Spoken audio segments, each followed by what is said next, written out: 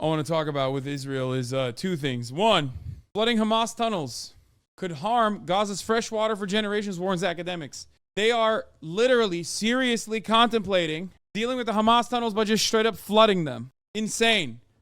I know that at first I talked about how ridiculous this was. At first I talked about how ridiculous like gassing the tunnels would be, not realizing that, I guess Israel is interested in it. Israel is going that far. They're crazy. Flooding Hamas tunnels could harm Gaza's fresh water for generations, warns academic. They are flooding the tunnels. The Viet Cong would just use water barriers to stop gas. It's useless. Yeah, I mean, we'll see what happens with this. This is pretty insane. The other thing I wanted to talk about with Israel was hostages that have been released have given testimony. What is this? I see journalists and pundits dedicating considerable attention to the recent Wall Street Journal report on the possibility of Israel flooding tunnels in Gaza. It is important to highlight. Wait, hold on. There might be some TOS here. I don't know what it is. This is Joe Truzman. I didn't realize that this was actually coming from Wall Street Journal. Wall Street Journal has been consistently terrible on their coverage on Israel-Palestine. So immediately I think maybe, I've heard it from like other sources as well, but if the main source is Wall Street Journal, it's a little bit different. Anyway, I see journalists and pundits dedicating considerable attention to the recent Wall Street Journal report on the possibility of Israel flooding tunnels in Gaza. It is important to highlight that this is not the first instance where IDF have employed this tactic. In 2018, the IDF successfully utilized cement to flood a tunnel belonging to Hezbollah, effectively sealing it off. Furthermore, the IDF promptly identified the entrance of the tunnel, underscoring the efficacy of this approach. Oh, great. Never mind. Here's the video from the Lebanese side. It's pretty amusing. Oh, I guess like that's the tunnel entrance, like the cement coming out of the tunnel entrance.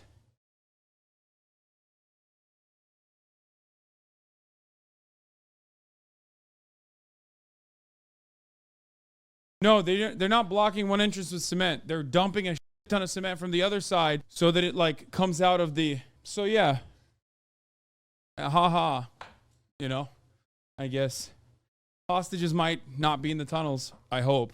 So that was one thing. The other thing I wanted to talk about was the hostages. Apparently, some of the hostages do have the smoke for Benjamin Netanyahu. Here is released Israeli hostages exploding in Netanyahu. We were terribly afraid that not Hamas, but Israel would kill us and then say, Hamas killed you. Hostages were under constant threat from the IDF shelling. IDF helicopters shot at us. Several shouted, Netanyahu, shame. They shelled near us. My husband beat himself. Testimony of the abductees at a meeting with the cabinet. One released abductee told Netanyahu an IDF helicopter shot at us on the way to Gaza. You claim that there's intelligence, but the fact is that we are being shelled. She said her husband is still in Gaza and she fears for his life. I hope a deal for his release is made soon, says Mohammed. The release hostage accused Netanyahu of putting politics above the release of the hostages. She said Netanyahu's focus on toppling Hamas's rule is showing that you have bigger balls and thus saving his own neck for the October 7 failures. There's a tiny group of hostage families that want to continue the ground occupation, but the overwhelming majority of hostage families in Israel are trying to get a ceasefire. That's what's going on. Netanyahu tried to sweet talk and charm the release hostages, but some yelled at him, shame. When Netanyahu claimed the ground invasion helped secure the hostage deal, a family member of a hostage responded, nonsense. Attendants weren't believing much of Netanyahu's words. The CD you gave me is my bed. It's in my heart. The father. You don't put it on your neck because you're ashamed. Netanyahu, absolutely, absolutely not. Another parent said he doesn't hear for 60 days. The Qatari spoke, these spoke, and others spoke. Only when we started the ground maneuver, only then was the pressure created that began to exert its signals on Hamas, which is a lie, by the way. Netanyahu is literally lying to the hostage families and the hostages directly to their faces. Like literally, this exact same deal was on the table a month prior, even before the ground invasion. This was the same deal, day one, day two, certainly a month prior to the hostage release that actually occurred. There were more. The one who stopped this outline is the other side, not us. A family member of the abductee responded, nonsense. Netanyahu, no bullshit. What I'm saying here are clear facts. I respect you too much. I heard your heartbreak. We couldn't take them all out at once. The price they want is not prisoners. The price they want is not just the prisoners. And if it's created the possibility of bringing everyone in at once, do you think anyone here would not agree to this? Would any of the members here not agree? A family member of the released hostages said they were under constant threat from IDF shelling and that they were transported on donkeys and carts without being recognized on the streets. Oh my God. Another attacked Netanyahu's war cabinet said, you're irresponsible and cold-hearted. Here, Bar Goldstein told what his family members who returned from hell in Gaza described to him. Fortunately, I had the privilege of receiving my sister-in-law, Chen, and her children. They were under constant threat from the IDF shelling. You sat in front of us and assured us that it does not threaten their lives. They also roam the street, and not only in the tunnels. They are mounted on donkeys and carts. You will not be able to recognize them on the street, and you are endangering their lives. It is our duty to return them now. Ben Danzig of Kibbutz Nir Oz also attacked the members of the war cabinet and said, you are irresponsible and cold-hearted. Anyone who saves one soul is as if he saved the whole world. I will tell you, Benjamin Netanyahu, that after my 71-year-old mother, who immigrated from Morocco, saved my little daughter, she held 9 hours on the dial. Where were the soldiers to protect us? Mr. Gallant, we have a right to life. So the least you can do is save the abductees who are in Gaza. And it would be nice if 1 hour earlier, and then it ends there, the quote. I can't see the rest of it. P.S. Hostage taking in the first place is prohibited under international humanitarian law and constitutes a grave breach in international armed conflicts. Civilian hostages should be released. Currently, the only way is a negotiated deal. Israel's assault is endangering their lives. The thing is, this is yet another instance of like Israeli news coverage that is making its rounds in Israel and actually literally having a legitimate impact in Israel.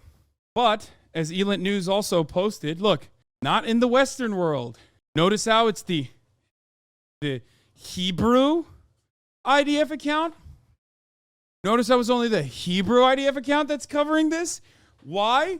Because we are not a serious nation. And while we have all the stakes, while we have all the control over this conflict, we are not covering it with the seriousness that it deserves. I'm a idiot. And I'm willing to bet that since October 7th, you've probably seen more analysis from the Palestinian side here than anywhere else. Coverage that includes having scholars on, coverage that includes having historians on, coverage that includes having journalists on, covering it domestically with like coverage that includes having Israeli members of the Knesset on that were expelled. The only other place that offers significantly better coverage than myself is, of course, Democracy Now! And that is ridiculous. That is not what this is supposed to be. I am one man. I have a wonderful community that helps. I have wonderful friends that help. But I'm one guy. I have limitations. I can only rely on BBC and New York Times and all these other outlets, these legacy publishers, and their actual on-the-ground reporting. The fact that all of our legacy publishers have the resources and refuse to do the actual coverage is mind-boggling to me. It's an abdication of duty. It's journalistic malpractice. Very frustrating. Ridiculous. Anyway, further to the statements that have been made in the past day regarding the situation of the abductions in Gaza, the discourse on the issue is irresponsible, inaccurate, and should be avoided.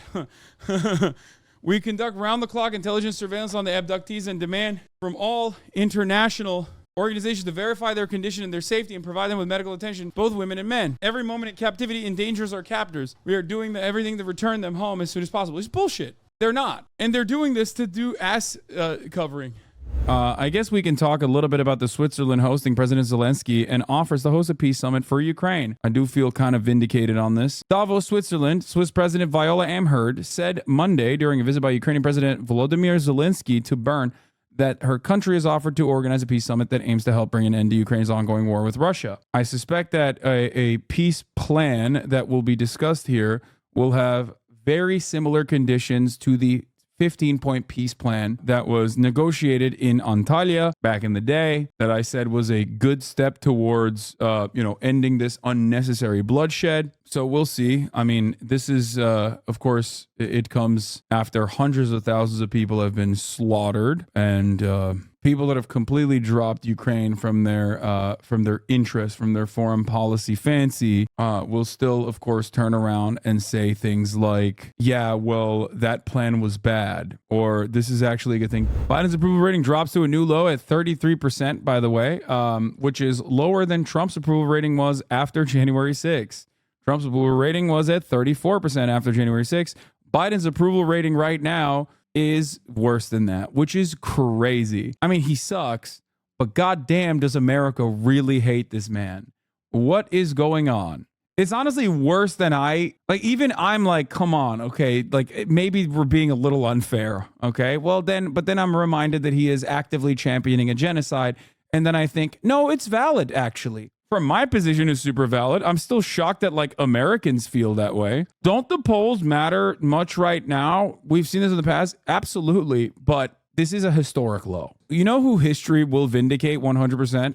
Uncle Cenk, for constantly ringing the alarm bells. Like, obviously, his takes on crime are reactionary. His takes on like abandoning like defensive trans people or like hyper focusing on the trans panic is silly. But if there's one thing he is 100% on the money on, the fact that the Democratic Party is asleep at the wheel and is allowing democracy to crumble by propping up Joe Biden and refusing to do something about Brandon's historic unpopularity. Wouldn't Trump be doing the same genocide policies? Oh, absolutely. Probably worse. I don't even know how much worse you could be, but I think, was it Ryan or was it Jeremy who said Trump would most likely also be drone striking as well? Like, America has been offering intelligence positions through the U.S. Air Force to Israel on which targets to strike and which targets not to strike, which Israel literally uses both as strike targets, famously. But I think Trump would be striking personally.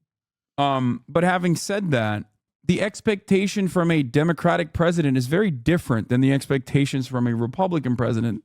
Like, the point is how close they are in nature. When it comes to the ongoing ethnic cleansing campaign in Gaza, it shouldn't be this way at all. Because as I have said time and time and time again, God damn it, I've said it so many times.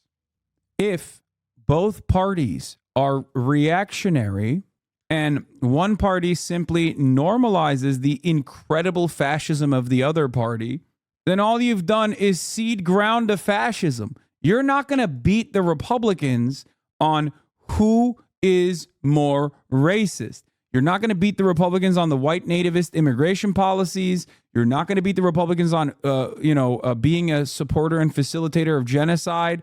You're just not going to do that. You're just caving for no reason. You're conceding, you're caving, and you're ceding ground to the Republicans. And guess what?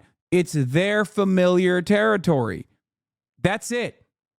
So the notion, even when I put my liberal, wonk hat on, the notion that Biden's campaign is actually good somehow for the Democrats is ridiculous. You have to set up positions ahead of time to show the American population why you're different, why you will do something different. And then when you're in power, you have to reinforce that by taking active measures, by consistently claiming that we want a strong Republican Party, by trying to remove Trump as an aberration from the Republican Party and not simply a logical continuation of reactionary policies. You are simply serving up your opponent a wonderful opportunity to dunk on you. You can't turn around and say, we need a strong Republican Party while the Republicans are calling you file vampires. You can't do that. You can't turn around and say, we hate communism, actually, when the Republican Party is calling you communists. All you've done is basically say, you know what? They're right. Communism is bad. Even we agree with it, even though we're secretly communists. That's what they think. Their base thinks you're a communist. Why are you alienating other people in your base? I think you were even more prescient when you said they just don't want to win. It means changing what they're doing. Yeah. No, they don't want to win because there's no better position for the Democratic Party than being in the loser seat. Like having your seats in Congress, but then like having a president that is a Republican or something. Because then that way you get to get your lobbying money. You get to, keep some crumb of power. You get to posture as this like radical, you're like, oh, we want to implement the people's revolutionary core, right? They love being in the loser seat because when they're in the winner seat, they actually have to do something and they hate doing shit. Why do they hate doing shit? Because they are also beholden to the same corporate benefactors, and the Democratic Party doing something means hurting the corporate bottom line, and they don't want to do that. Republicans do not have this same fear because Republican ideology revolves around defending corporations, unconditionally so. While they're both neoliberals, Democrats at least present themselves as somehow different than the Republican Party and therefore have to act out on those desires, albeit marginally. And when they do that, well, you're hurting corporate bottom lines. You're hurting corporate profits, and that really frustrates your donors, the real people that you care about. Some dude on YouTube called you a blight on Western liberalism. Good. I hate Western liberalism. I hate those who put on clown makeup and act like they are personally actually operating on progressive boundaries. Okay, good. I want to eradicate Western liberalism, specifically neoliberalism, but liberalism of the Western variety that revolves around continuation of American imperialism. Let it die, I say. I am a socialist. I believe that the West should have a socialist movement, democratic socialism. Let's get to the real story of the day. Why is Taylor Swift everywhere, asks Jesse Waters. Sorry, Gutfeld. She's been blanketed across the sports media entertainment atmosphere. The New York Times just speculated she's a lesbian. And last year's tour broke Ticketmaster. I gotta pee. A tour that's revenue tops the GDP of 50 countries. I mean, I like her music. She's all right. But, I mean, have you ever wondered why or how she blew up like this? Well, around 4 years ago, the Pentagon's Psychological Operations Unit floated turning Taylor Swift into an asset during a NATO meeting. What kind of asset? A PSYOP for combating online misinformation. Listen. You came in here wanting to understand how you just go out there and counter an information operation. Well, the idea is that social influence can help encourage or promote behavior change, so potentially as like a peaceful information operation. I include Taylor Swift in here because she's a fairly influential online person. I don't know if you've heard of her. Yeah, that's real. The Pentagon PSYOP unit pitched NATO on turning Taylor Swift into an asset for combating misinformation online. This is nothing new. In the 1950s, the government strong-armed Louis Armstrong into doing propaganda tours across Africa. The CIA did the same thing with jazz singer Nina Simone, except they did it without her really knowing. In the 70s, Nixon enlisted Elvis in his war on drugs. He gave the king a badge and named him a covert federal law enforcement agent. Michael Jackson was tapped by Reagan, using his song Beat It in his public service campaigns against teen drinking and driving. Michael Jackson persuading minors not to drink. Anyway, so is Swift a front for a covert political agenda?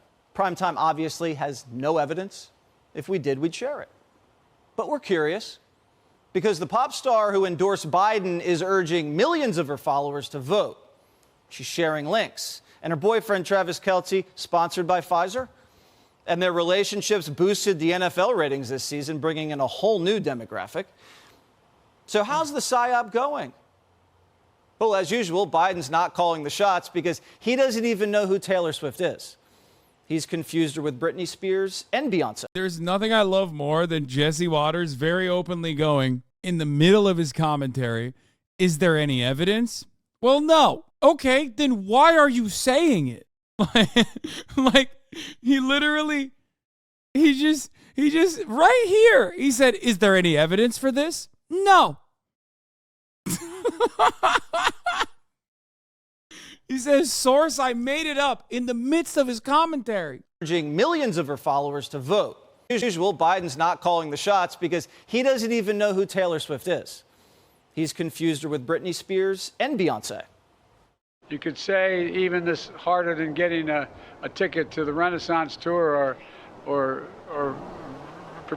Britney's tour. She's down in, it's kind of warm in Brazil right now. Yeah, the absence of evidence is evidence itself. If Taylor Swift wasn't a PSYOP, there would be evidence.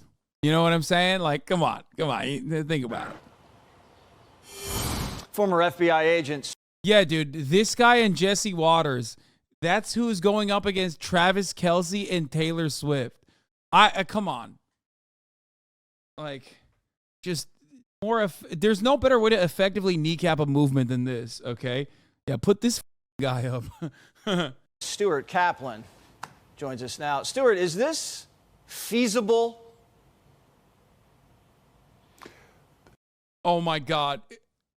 Jesse, the deployment of a PSYOP in the United States in this day and age is still illegal. The national security law prohibits the deployment of PSYOPs or using an operative for psychological warfare. However, if I was running Biden's management perception team, I would identify someone who would align themselves with my agenda, such as a Taylor Swift, who has close to 600 million followers. I would target her, I would engage her, and I would get her to do what we used to see as. I like that he's taking the long way to be like, no, they're just doing influencer stuff, maybe, at best. That's all he said. It's like public service announcements, and that type of enlistment, that type of solicitation is analogous to the old days of deployment of a PSYOP. And so in modern times, with these people having such influence and such, immeasurable amount of followers, she can potentially single-handedly swing voters because of just the amount of followers that she potentially can influence. So the answer is yes, Jesse. Yeah, because when she posted the link to the vote.org, wait, it's like hundreds of thousands. He just said it's not technically a PSYOP. It's just like like-minded individuals being tapped. But then said, yes, that is a PSYOP. Taylor Swift should sue for libel. She can't because it's a PSYOP. Thousands of young Taylor Swift fans all of a sudden registered to vote. I wonder who got to her from the White House or from wherever. Who makes that initial handshake? Is it the binder? Well, the administration has. God, they're so bad. It's like unserious, which is fine, especially if it's funny. But like, it's so bad. They're not even funny. They're not even doing a good job. There's no laughter involved. You can't even fake laughter. It's bad. It's bad all the way up and down, folks. Not good. What they consider a perception optics management team. And those are professionals that go out and identify those people who may be unsuspecting, whether with knowledge or without knowledge, to do these type of campaigns. Now, it is possible that Taylor Swift, quite frankly, does not know that she is being utilized in a covert manner to swing voters. But the bottom line is that the Biden administration is savvy, identifying how many followers and how many voters potentially she can influence with either right information or misinformation. Wait, does that mean that Michael Jackson was a PSYOP against drugs or whatever, against drinking? Like, is that because like he brought that up as an example of like Ronald Reagan? She certainly can swing the voters. Okay, Stuart, thank you so much. I now know a lot more about Taylor Swift than I ever wanted to know. What did you learn about Taylor Swift here? This guy didn't know more about Taylor Swift than you, dumbass. What just happened? I didn't learn anything. Dude, Fox News' commentary is so insane. What is going on here? We have no evidence and we learned nothing.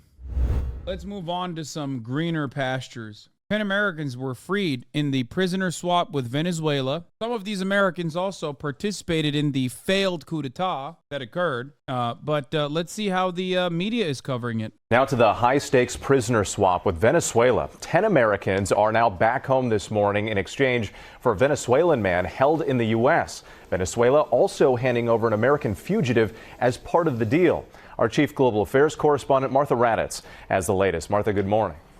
Good morning, Whit. The negotiations were tense and tricky, releasing not only that notorious fugitive contractor who escaped in 2022, but bringing home every American held in Venezuelan jails.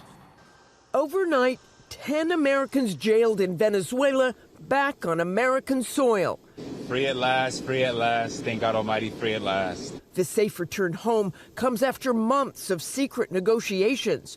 38-year-old freed American businessman Savoy Wright describing the moment he called his family. I just FaceTimed them and I said, I'm on the way home back to the U.S. and I love you, and we cried. Wright, one of 6 of the 10 Americans considered wrongfully detained, including Avon Hernandez, a Los Angeles public defender who was taken into custody. Wait, what? Bro, listen to me. You don't have to be a big fan of Maduro.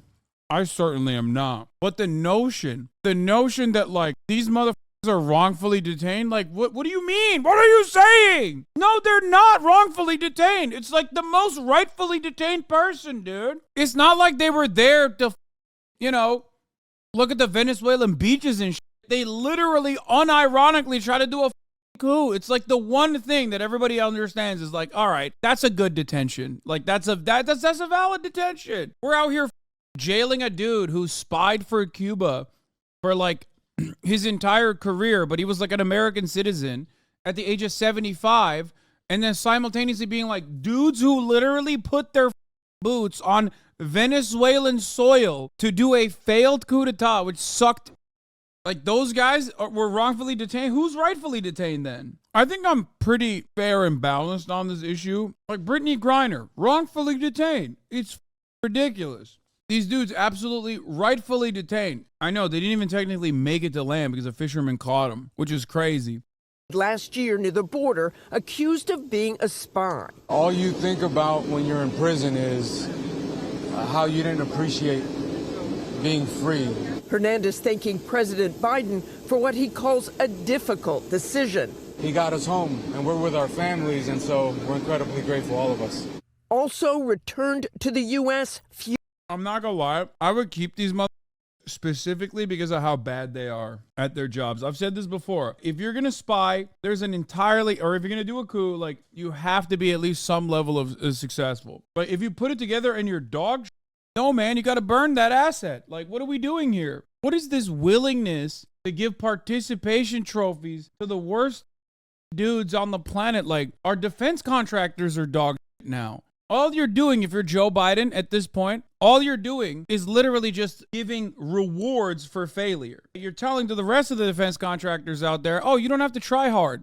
Yeah, it reminds me of Paul Whelan. Chatter's right. It's like Paul Whelan is the worst spy of all time, man. Like, he kind of deserves it. That's a L. Our defense contractors have gotten so much worse. Neoliberalism is literally destroying the standard, the golden standard that at least one industry used to have. This is a country, this is a nation that has been able to do hundreds of coup d'etats at this point.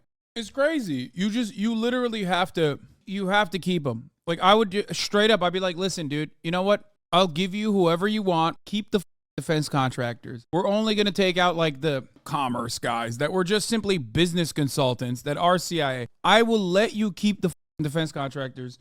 Those guys sucked so bad. I don't want them. That shit is embarrassing. Fugitive Leonard Glenn Francis, also known as Fat Leonard, the mastermind of a $35 million bribery scheme, the largest corruption scandal in U.S. military history. In 2015, he pleaded guilty to using prostitutes, luxury travel, and cash to bribe U.S. naval officers to steer lucrative contracts to his companies.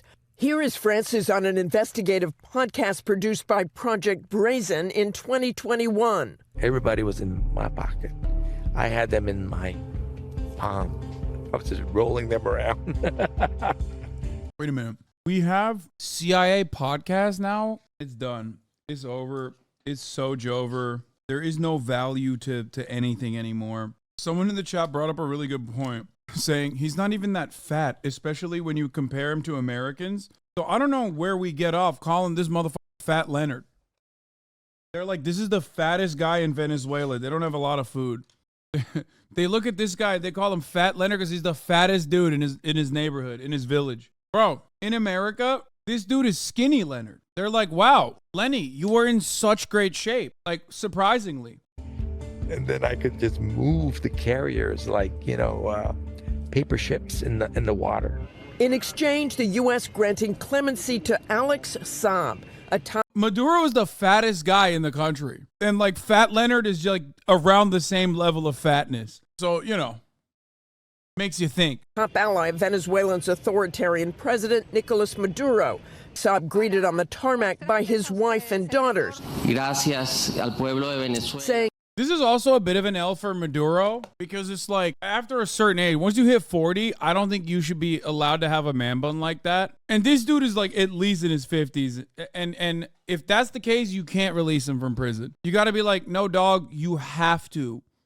You have to cut your hair. It's really embarrassing. The rest of the world is going to see this. The rest of the world is going to see me embrace you. And I can't be having you looking like you're like a tantric sex instructor in Calabasas. It's really fucked up. I will never be able to recover from this. Every other leader is going to make fun of me, bro. Come on, bro. I got a meeting with Lula next week. He's gonna bring this up. He's gonna be like, don't invade Guyana. I'm sending the military over there. You embrace that dude who looked like that. That's crazy. It's over. I thank the people of Venezuela. I'm proud to serve the people of Venezuela and to serve this government. Saab was arrested in 2020 on money laundering charges. Saab was later welcomed at the presidential palace there. This all comes as the Biden administration is trying to improve relations with Venezuela in hopes the country moves toward free and fair elections. Robin? That is the hope, Martha. Thank you. Hi, everyone. George. Yeah, he looks like the Grand Theft Auto 5 yoga instructor. That's exactly what I was thinking of.